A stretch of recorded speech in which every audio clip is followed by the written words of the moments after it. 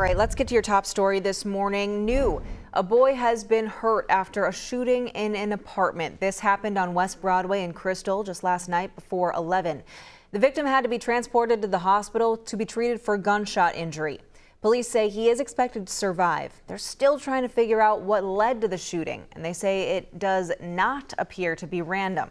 Nobody has been arrested yet. Let's get to our other top stories right now. A federal raid in Minneapolis has led to more questions than answers. And now city leaders are taking matters into their own hands. A targeted federal raid led to chaos on Lake Street. This was on Tuesday, and many believed that it had to do with immigration enforcement. But law enforcement later said the search was related to transnational investigations into drug and human trafficking, and that Minneapolis police were there just for crowd control. Advocates and elected officials are pushing back on that narrative. Our Barrett Leon's at the live desk this morning with more on this new action from city leaders. Barrett? Yeah, the Minneapolis City Council, they're calling for further investigation. They say that the federal raid has led to more confusion and days of back and forth between law enforcement and elected officials. So now they want an independent review of what happened on Lake Street earlier this week. A resolution for a review passed in a unanimous vote yesterday. Council members say they are asking for this review in response to community concern. They want the city auditor to take a look at the actions taken by the city and the Minneapolis Police Department during and immediately after the incident. We know that ICE was present in our community regardless of the gaslighting that city officials are saying. We need to know why there was ICE in our community and why our police department was assisting with crowd control, handing out yellow tape, putting yellow tape to barricade our community away, and assisting officials from the Homeland Security, from ICE, from all these officials in the federal government. We need answers to that, and our community isn't getting those answers. So again, this review will take a look at communications and actions taken by the city and NPD staff up to, during, and immediately after this incident. The council requested that the after-action review be completed by the end of July. All right, Barrett, thank you. We're also learning that a demonstrator is facing charges in the clash with federal officers. Prosecutors say the 33-year-old man ripped something off of the vest of a Minneapolis police officer during crowd control. That suspect then allegedly resisted arrest and sprayed something in the officer's face and then ran away. Police eventually caught up with him. We're going to do a deeper dive into this incident, why the community is so panicked, and also uncover some of the rules for federal agents.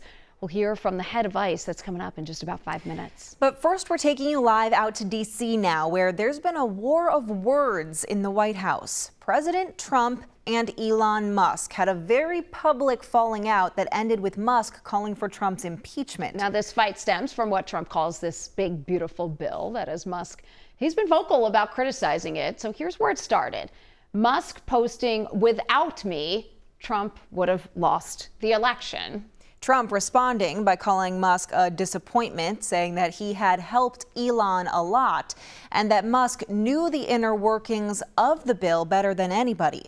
Now, Musk quickly denied the president, saying the bill wasn't even shown to him once. But then the most alarming tweet came when Elon Musk announced it was, quote, time to drop the really big bomb. CBS News' Naomi Ruckham has a deeper look into the war of words and the intense accusations.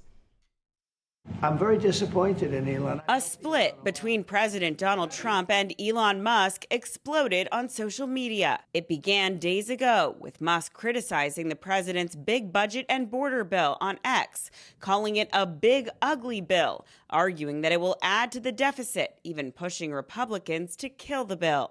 Elon knew the inner workings of this bill better than almost anybody sitting here. Musk responded, "False. This bill was never shown to me even once." Soon, the insults grew personal. Musk, who spent more than $200 million on the 2024 race, posted, "Without me, Trump would have lost the election," adding, "Such ingratitude." President Trump threatened to cut billions of dollars in contracts and subsidies to Musk's companies, prompting Musk to threaten to decommission his Dragon spacecraft. Musk later walked it back. Musk also hit further below the belt. Trump is in the Epstein files. That is the real reason they have not been made public. A White House source responded, if Musk truly believed President Trump and Jeffrey Epstein were deeply involved, why did he hang out with him for 6 months? This divorce was predictable. The fallout sparked reaction from the Beltway. It's not helpful. And beyond. It's two egos going at it. The public spat also sent Tesla stock tumbling 14 points yesterday. Naomi Ruckham, CBS News.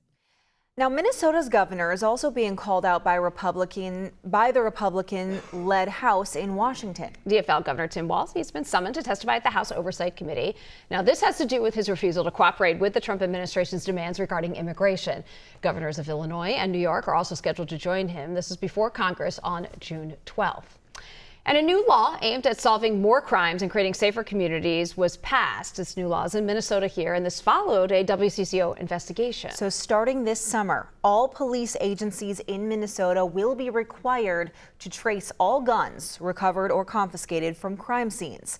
A DFL senator proposed the bill after WCCO took you inside the ATF's National Tracing Center in West Virginia. It's the only place in the country that can trace the origin of crime guns. We discovered not all agencies use the free tracing system to gain investigative leads. Even fewer choose to share the information with Minnesota agencies. That's all about to change.